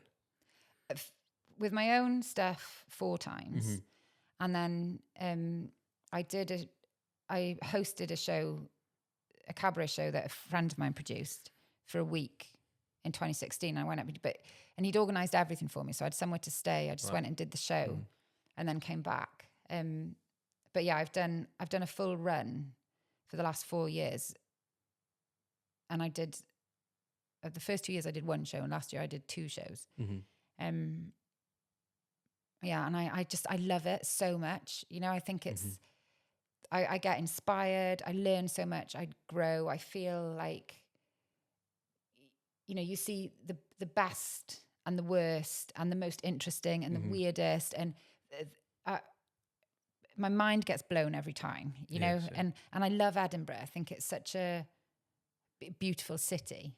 And I like intensity, and I like pressure, and I really thrive in that kind of environment, where it's full on and there's nowhere for you to hide. And I love the chaos of it. And I've got a bit of a fringe addiction, I think. Yeah, I think I have as well. I've been there 2 years in a row, and this year is the first time I'm hoping to take a show there. Oh, cool. Currently in planning for that at the moment. And I've got fringe addiction. I don't see how that's not going to be part of my life moving forward now that I've discovered it. Yeah. I stayed away for a long time because I listened to the voices around me of everyone telling me it's going to be too expensive. You're not going to get anything from it. It's going to be a waste of time. And I listened to that for far too long. And when I went up there, I was like, no, like what this perception was completely wrong. Yes, there is a financial part to this, but you can be there for a weekend. You can be there for a day trip. You don't have to be there for the full 4 weeks. No. Because that's the expensive bit, the accommodation. But there was so much to discover there. And I honestly believe that actually that's where I started to believe magic is real. That there is more going on that in this existence, and that when you start to work on something and you're doing it with other people, the connections and the energy starts to build up. And it's just somewhere I want to keep returning. And I'm now want to have my own show there. Amazing. So have you got any advice for me taking a show there for the first time? I think look after yourself. I don't drink when I go up there. I eat 3 times a day. I'm really, I constantly drink water. I go swimming in the mornings or go to gym classes and stuff. Because I think everything about the Edinburgh Fringe Festival is dysregulated. It's like it's everywhere. So I think it's really important to regulate yourself as much as possible, so that you put your body in a position where it can take the chaos that as best as it can. And also, I think, don't be afraid of you have to know what you want to get out of it before you go. Like, what is the one thing that if you get this at the end, what is that one thing? I would be happy if X. And every day you've got to ask yourself, am I achieving this? And if you are, nothing else matters. So don't put pressure on yourself to go and watch like 10 shows a day or... Yes. That's one of the things that I discovered on my trips there as a visitor the last 2 times, is that people are putting too much pressure on themselves for achievement, for being discovered, for making money. And those were the people that were not enjoying the experience. Yeah, it's true. But it's the really true. ones that were just, that had a more personal thing of, I'm doing this as part of my craft. I'm doing this to grow as an artist. Those were the ones that were really hitting that achievement and finding it a joy to be there. Because I've enjoyed it, right, every time I've been. The first year I was there, I was like a rabbit in the headlights, and I was anxious for a lot of the time, because my main thing that year was like, I just want to know if I can do it. And I did it. So loads of other great things happened, but I kind of don't care about any of that, because I wanted to know if I could do it, and I could do it. And I realized at the end that I had something left in the tank, because for the first week I was afraid to go out. I was literally like, I can't go out because I don't know how I didn't know what my battery pack looked like. I had no experience of doing that, and I did not want to go too fast in the beginning and then, not be able to get through doing 23 shows or whatever it was. And then once I knew I could do it, then the next year I went back and I did a different show in the same venue, and I was much more relaxed, and I had a brilliant time again, and I got loads of things out of it. The artistic director of the Wales Millennium Centre came to see my show, and then gave me a couple of nights there. Wow. And then the following year I went back, and but each time the thing is that I've said, what is this for? And I've never expected to make any money. I found a way to make it affordable for me, and things like I'm very careful about how much money I spend when I'm there, like make all my own food and that kind of stuff. Yes, yeah. And but what because I know, I have conversations with a lot of people, and I just think, God, I don't know what you were expecting, because therein disappointment lies, isn't it? If you're kind of expecting all of these things to happen, and I think that generally about life, you can't expect anything. No. You can work for things, and you can try and you can do stuff, but if you have these sort of ephemeral expectations of like, oh, by this point I'm going to have this, or I'm going to do this, that, and the other, and there are so many things that you can't control. And I feel a bit like that with the reality of it. There's thousands of shows that get put on. It is a kind of unfair structure that favors people who've got money. That is a fact. Yeah. So I've never done. I do my shows on PBH Free Fringe, and it's amazing because I get a venue for nothing, and then I can take a bucket. So that's a huge weight off your mind, to just know that you don't have to shell out cash before you've even got there on the space that you're going to be performing in. So I don't know, it'd be a very different thing, I think, if I do get to go, and I'm going to go in a paid venue, because financially the struggle is more, so that I'm sure that's going to make you unhappier. Yes. As you're weighing up the balance, the bank balance, and going, oh, this isn't, financially viable.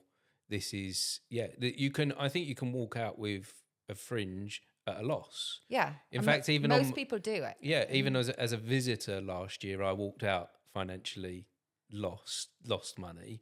Because it costs you to get around and to be in a city, but the reward can be so much greater. So the reward for me came from all the connections that I built from there, and that fueled me. All those connections fueled me through the next year. After totally. my first visit. That's how I've felt like that about it, but I think it's the important thing is to go, what am I doing this for? And be really honest with yourself. And if you're okay with the reason that you're doing it, and because, you know, you can, like, being addicted to the Fringe is not a good reason to do the Fringe. No, you know? No. So if I don't get the venue that I want, or I can't, you know, if there's certain things that don't happen, I'm going to have to break my own heart about it, you know, and, you know, possibly not go because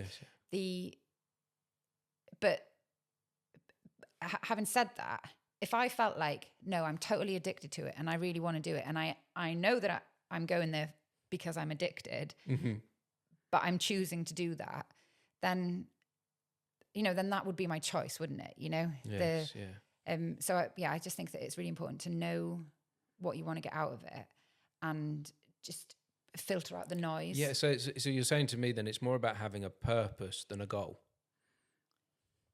Yeah, I think it probably is that, because, you know, your goal could be, you can have goals, but it's a bit like have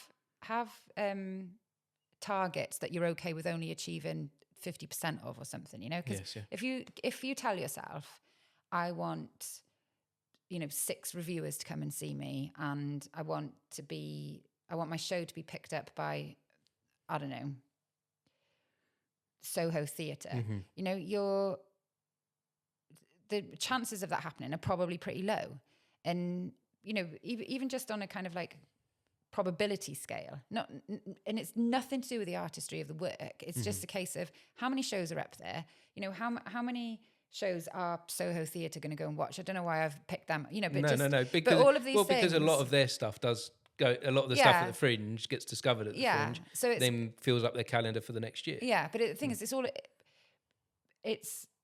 it is about artistry and creativity, but it's also a numbers game, you know, and it's always going to be a numbers game. And you could have reviewers who, you know, they get booked up really early, and they, you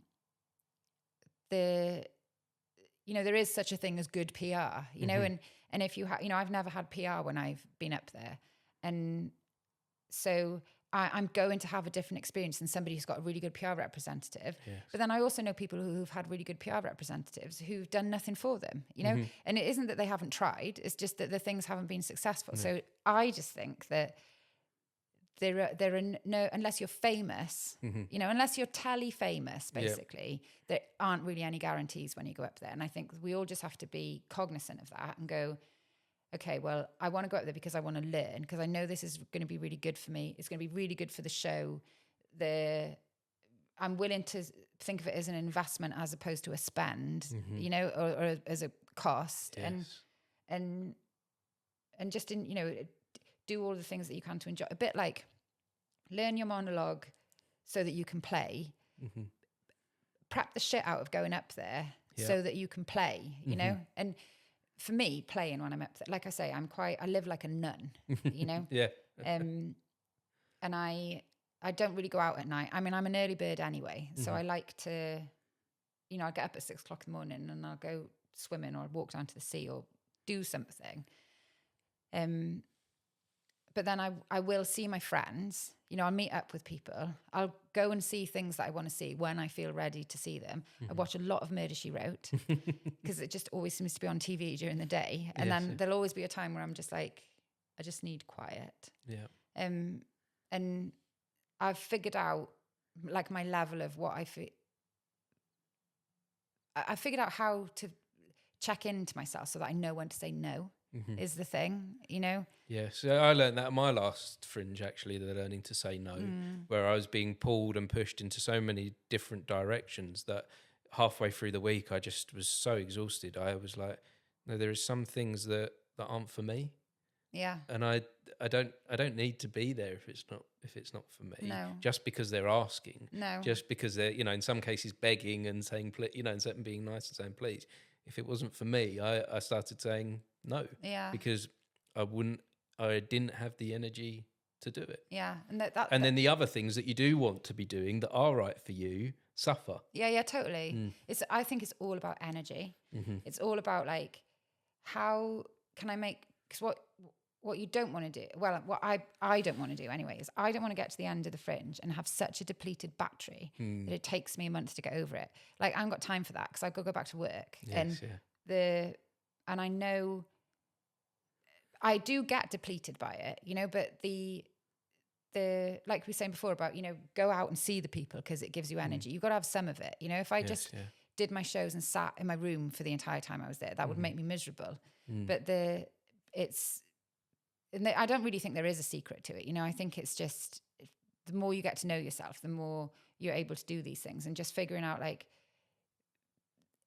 don't let your battery get so low. You know, that it's like with a petrol tank. Don't let it get so low that it's just the crud, because everything gets ruined, doesn't it? You know, you want to just keep it at a nice level. Yeah. And as it starts to deplete, you need the time to recharge. Don't you? You need time to stop. And it's just really helpful if you know for yourself what works. You know, whether it's like, you know, for me, I go swimming a lot, and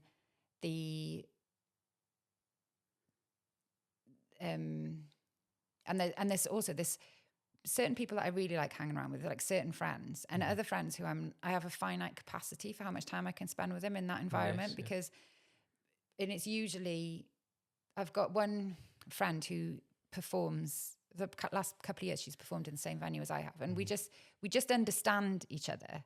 So there's no, because we both go through the same thing, so we don't have to explain it. You know, it's that sometimes it's just really helpful to have somebody around who you can have the company without having to have the effort, you know, because it is an interesting thing where I feel like I don't have a lot of social energy when I'm there. I have some, but not a lot, because you go through so much adrenaline, you know, on a daily basis, that you're sort of, you still want human comfort and connection and all those kinds of things. But I find, certainly when I'm performing a lot, you know, that it's like when I do a gig and I go to the pub afterwards, I'm not going to be the one who's doing a lot of talking. No. You know, I want to be with my friends, and I'm really happy that they've come, but I don't really want to have to say anything. No. You know, I'm tired. Yeah. You need time to find you again, don't you? And and that resonates with me about choosing your friends, right? That you've got friends that help your energy stay at a certain level or give you extra energy. But then there are some friends that drain your energy. Yeah. And friends or even colleagues, you know, and it's making sure that you get that balance right. I had a friend at one point that I had to come to the realization that actually my battery was being drained all the time, and it was give. It wasn't healthy for me to have that friendship. So I had to actually step away completely. But I guess that's also important to be doing that in spaces like the Fringe as well. Yeah. Is when you're meeting people and when you're in something as busy and hectic at that, of going, who's a good energy here and who's a bad energy. You're not good person and bad person, just who's got the good energy and who's got the bad energy is very important for yourself. I think you just got to know what's useful for you and what isn't. Because ultimately, you know, you're there for a reason. You've got a goal, you've got a job to do.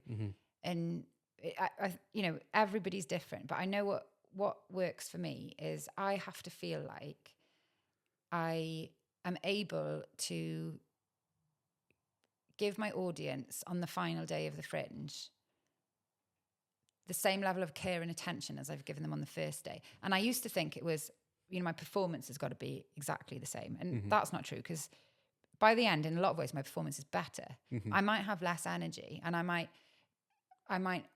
actually not be given as much on day 25 as I am on day 1, because my muscle memory is doing a lot of it for me. Yes. But I feel like, for me, the audience is really important, and I want them. I'm grateful for every single person that comes, you know. And if one person comes in and I'm doing the show to one person, I'm just really happy to have one person. And that's not to say that I need more people, you know. I'm not, that's not what I want to do, you know, is just perform to one person. But I still think that one person deserves, if they want to stay and listen to it, you know, the care and attention. And I think that's what I feel like that's kind of my line of, I don't want to do things that take away from me being able to do that. And it's the same, you know, it's like, it's not just at the Fringe, anytime when I'm performing, you know, I think the thing that would disappoint me the most is if I feel like I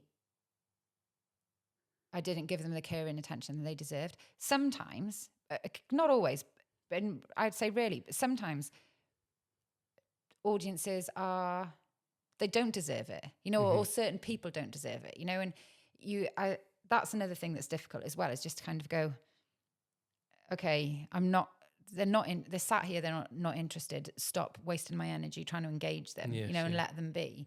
That's a hard thing to do, but it is an important thing to do as well. Because again, you've given away your energy. And your energy shifts, I guess, as well. Like you then start, if you're worried too much about the audience and how they reaction, do you try to start to make the performance something else to suit them? Yeah, and again, that's another thing why the Fringe is really good for, because I think that it's really, somebody said once, I can't remember who it was, it might have been Alf Lyons. I think I did a workshop with her once, and I think she said, I think it was her that said, you have to love your show. And it's true, you have to love your show. And I think you have to love your show, and you have to be really sure of it, because exactly in those moments where people might not enjoy, you need to not care, you know. And it's not going to be for everyone. No, exactly. You know, was that ever the case? Yeah, that you were creating this exactly for everyone else? No, and that's the thing that I've become a lot more comfortable with that. You know, where I just think, if you don't like it, that's okay. Leave if you want. You know, like I'm not forcing anybody to stay there. You know, I'm grateful, but I'm also, there's plenty of people who do like it, and it's okay if you don't like something. But in the same breath, I want to say, you know, it's okay that you don't like it, but there's no need to be a dick about it, you know, because there isn't, is there? You know, like, and like I say, I've had good experiences with audience. It doesn't mean that every audience that I've had has been like the ideal audience, or that there haven't been people who I just think, you know, I've had people say things that I've had to deal with, or I have had people, you know, leave. But the thing is, you never know what's going on. You don't know if they're leaving because they've got another show to go to, or you don't know if you just don't know. It's not worth putting a story to it. No, absolutely. You know, and it's this thing about like and dislike within creativity. I found that, I used to put too much weight on that. If I got a good review or if I got a bad review, but I've managed to come away and just ignore that by concentrating on how do I make people feel with what I'm doing. Yeah. And I think that gives me so much more how they've come away from feeling, and that I'll add more value to. And I get the impression that that's something similar for yourself when you perform, with how much you care about what you're doing. Yeah. So when you're putting a show on, when you're going to the Edinburgh Fringe, how do you hope people come away feeling with this show particularly? With this show, yeah. I think I just want them to feel like,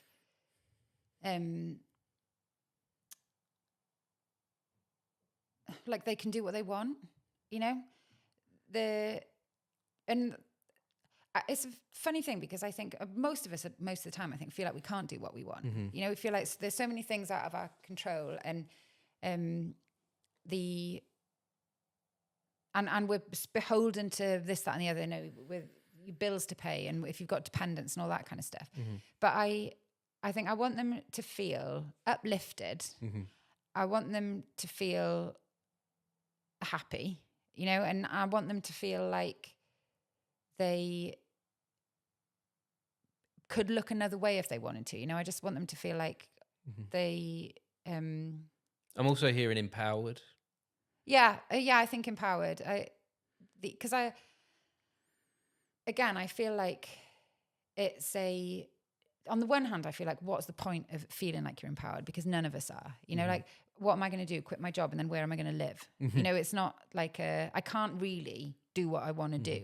This isn't a fantasy world, is it? No. There is constraints, and there is something real happening. But then also at the same time, I just think, no, you know, we can all sit here and go, I can't. And I just think, do you know what? Sometimes I can't means I don't want to. And that's okay. But let's not pretend that we can't, you know, let's say that we don't want to. And so I feel like if I can give, if something that I can leave people with is the feeling or the sense that there's something else out there. Anybody who feels like this is it, if they go away feeling like, oh, there's something else out there, and there's a bit of hope, or there's a potential excitement or something, that then that would be nice, because I feel like, like what happened to me when I discovered that I really like boats, and what happens to Blodwen is she falls in love with the sea that she wasn't expecting to, and there are a million things out there that we could fall in love with. We just have to open our eyes. We just have to like look up from the phone and go, oh my God, look at that beautiful sunset or whatever it is. It sounds a bit wanky, but no, but it's true. Yeah, it is. Maybe we shouldn't put too much weight on that it sounds a bit wanky, because there is so much truth in it to discover. I think it's because there is a lot of power there, and I like this thing about come and see my show because it will give you hope. Yeah, all we have to do is pay attention. All we have to do is like just be here. That's it. I like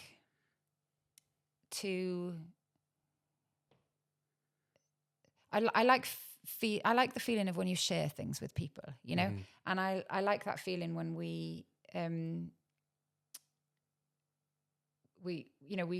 laugh because we get it, Yes, yeah. And I think that Blodwen she's got this sort of naive greenness to her, but she's grown up a bit. This is the third show that I've done with her, and she's growing up like I'm growing up. But she's just very open, and she's very accepting. But she also questions, so, and I think that she's got this childlike quality, which I think more of us could do with having more of, and, when kids are little, the parents get pissed off them saying why all the time, but there's nothing wrong with asking why. No. There really isn't. No, there isn't. I enjoy asking why now. You're right. That is something that's taken out of us as humans. That need for curiosity and questioning, but I've discovered there's something really beautiful in it. That there's lots of things there within asking why. Yeah, there is stuff below different layers of what we're going through, and that saying to me, curiosity killed the cat. I don't believe that that's true. I believe that curiosity is something which gives us life. Yeah, totally. You got to be. I used to work for a woman, and she always used to say, be curious. Like if you can be anything, be curious. And my granddad, he died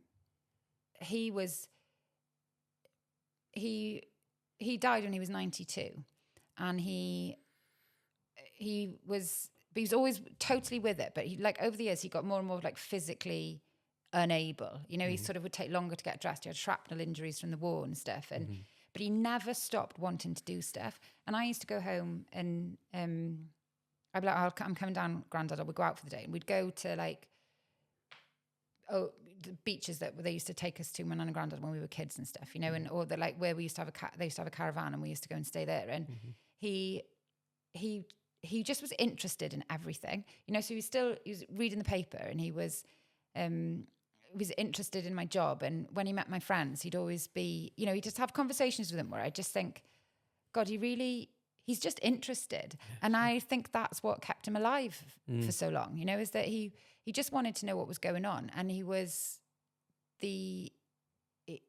never turned into somebody who was happy with his world just being where it was. He was always looking outside and looking outside and looking outside and taking an interest. And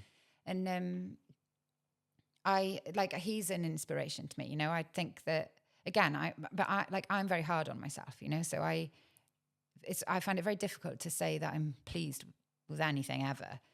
And then, eventually I look back and I go, oh, actually you did all right with that, but always in the moment, I can always find a reason why you know, and again, I think it goes back to that really being drilled into feeling like the only good result is 100%, you know, and that not being true. But I feel like if I could be like him, you know, where he never stopped asking questions and never stopped being interested in what, and never stopped wanting to go out. You know, he would never just like lie in bed and scroll through his phone in the morning. You know, not that he was a generation that would have done that anyway, and he never had a smartphone, but like, or at least I don't think he did. But the it wouldn't be in him, you know, because he was just interested in. He was always in the garden. He was always doing something, you know, and he lived his life externally. You know, he'd never really sat in front of the TV. Yes. He used to listen to the radio a lot and was really into music. And he would not like he wouldn't watch TV, but kind of he was just outside. And I don't just mean physically, like, you know, outside a building versus inside a building, but he was there and he was present and he was, you know, what's going on, and he would, you know, want to go and see people. And then sometimes, you know, when I was little, he'd go to the pub, he'd come home, and then he'd watch Inspector Morse and eat some cheese. And, you know, he wasn't outside then, but he was just, every day he got up, you know, and every day he did he would eat. You know, he would just do the things that you need to do to stay alive. There's definitely something worth looking back at from the generation of our grandparents, when the world was not so being thrown at you all the time. I do believe that we are at a turning point for humans where we can choose to be a consumer in this world or a contributor. And I think the consumer thing is being fed at us. So we're being given that so easily, and that's pushing us into such a place of comfort that we're just taking that. Yeah, totally. But I think through our conversation and what we're discovering, and looking back at our grandparents, there's so much more to offer outside, isn't there? And it's the sort of paradox is it's less, you know, less is more. Yes. Because I think, you know, one of the things that I kind of look at in this show is the like material wealth. You know, why do we chase it? You know, why do we need all of this stuff? What is it for? You go on a sailboat, you're not taking a glass of water with you. You know, there's no room. Everything makes sense on a boat because it has to. Because there's no room, you're out in the sea, you have to have the things that you need to survive or you will die. Yeah. It is as simple as that. And I love that. You know, I feel like I turn into my best self when I'm, you know, our only job is to keep the boat afloat, you know, and it's really complicated and really hard. And I don't understand what they're talking about half the time, you know, and I'm like, and I'm not very strong, you know, so I'm just like, you're working it out. But it's a real tangible thing that we're doing. And I think that's you know, that's what I love about performing. It's a connection. It's a human thing that's going on. And I feel like, you know, some of the other stuff that kind of gets mooted as a leisure activity, things where it's like, you know, let's spend the day shopping. And there's a time when when I was a teenager, that's what we do. We go to Swansea, go shopping for the day. Yes. And, you know, you want to buy your new clothes and stuff, but it's sort of, I don't know, it's like, I feel like I just have stuff, you know, and what's it all for? And what's the purpose of it? I think it gives you an initial high. Yeah, and it does. Think initially, when you buy this stuff, when you buy these new clothes, when you buy a new car, you'll kind of you feel this rush of like happiness, but it doesn't last for long, does it? I think the feelings that last longer are the experiences that we can have. Putting money, you know, when you put money into something like the Edinburgh Fringe and coming away from it having had an experience, that is worth so much more than if you just go and buy a few things. You know, we've gone mad now with, you know, Amazon is just it's all of these things, you know, it's I hate it, and I feel like, you know, I'm a hypocrite, and because I wish all of these things weren't happening, but then I'm like, oh, I need this tomorrow, so I'm going to order it, you know, and then I think, oh God, because it's so hard. It's so hard to fight against it, because it's just, like you say, that I say this to a friend of mine all the time, like we want things to be convenient, you know, to our own detriment. We want things to be easy and convenient, and then they are, and then we don't realize the harm we're doing to ourselves, I think, sometimes, you know, with kind of because, you know, it feels, all of these things, you know, they're great, and it's like social media can be really great, can also be really harmful. And that's the difficult thing, really, is, you know, finding a way in a world where things are getting thrown at you constantly to go, oh no, this is my limit actually, and I'll engage on this level but not on that level. But these things are designed to be addictive, you know. The fact that you can order something on Amazon and sometimes have it delivered the same day. Yes. You don't have to leave your house, you know. And the fact that, you know, every social media app is designed to keep you going back to it. It's not, we're not powerless, but we are. It is difficult, you know, because you literally have to make like a physiological effort. You have to make a choice to resist it. But it's not, you know, it's very clever the way that, you know, it's like food marketing, all of this stuff. It's very cleverly designed to, you know, hit the parts of your brain that it needs to hit to make you do the thing. And if you, to resist it all, it again is an energy thing, you know, to not use this, or, you know, to not be on Facebook, or to not use WhatsApp, or to not order something that you can get tomorrow, you know, that requires a cognitive effort, and it's just too fucking hard a lot of the time, you know. And especially when it's we're being bombarded with it. But I find the escape and the ways that we find the better places, this goes back to stepping outside of that comfort, and going into the unknown. I mean, it's literally, you know, comfort zone is sort of a, you know, it's a cliche metaphor, whatever you want to call it, but it has a, you know, now it probably has even more of a literal meaning, because we have, in a lot of ways, and not everywhere, not all over the world, and not everybody, but you know, for a lot of Western people, society particularly, we've made our lives very comfortable. You know, we've made like comfortable even with the hardship. You know, even with the hardship of the wealth gap pushing us into this area where there are a lot of people really struggling. You know, the rents are going up, the price of food's going up, fuel's going up, everything's going up and up in price. We can't actually afford anything, but yet we're not fighting against it or doing anything about it, because there's this sense of comfort in the social media and in the entertainment that's being thrown at us. And distraction. Distraction is huge as well. Well, that's all depressing, isn't it? Well, yeah.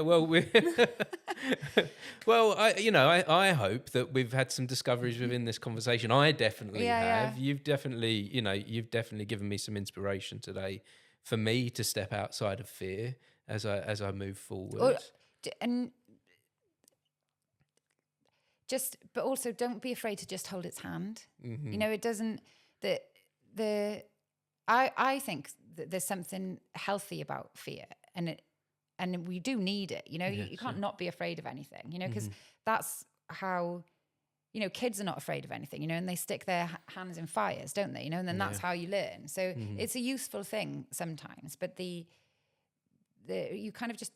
thing to do is just not be afraid of fear itself, you know, because it's on the other side of it is something good, I've found. This has been wonderful, Emily. Oh, thank you. Thank you. Thank you so much for sharing. Before we wrap this up, where are we going to find your show? Okay, so you will find it various venues in Wales and England between March and May. So it's on my website, welshgirlsings.com. But I'll be in Lincoln, Weston-super-Mare, Swindon, Kent, somewhere. I know Kent's quite big. It's definitely in Kent somewhere. And then a few venues in South Wales, Caerphilly, Ammanford, Cardigan and Milford Haven. And yeah, all the details are on my website, which is welshgirlsings.com. And I'm at Welsh Girl Sings on most social media platforms. Wonderful. Well, I'll be sure to add links in the comments below this conversation. Again, thank you so much for sharing. It's been really inspirational. And if anyone has been watching or listening to this conversation, we appreciate you for joining us. Thank you very much. Thank you. Wonderful. Okay. Cheers. Thank you, Emily.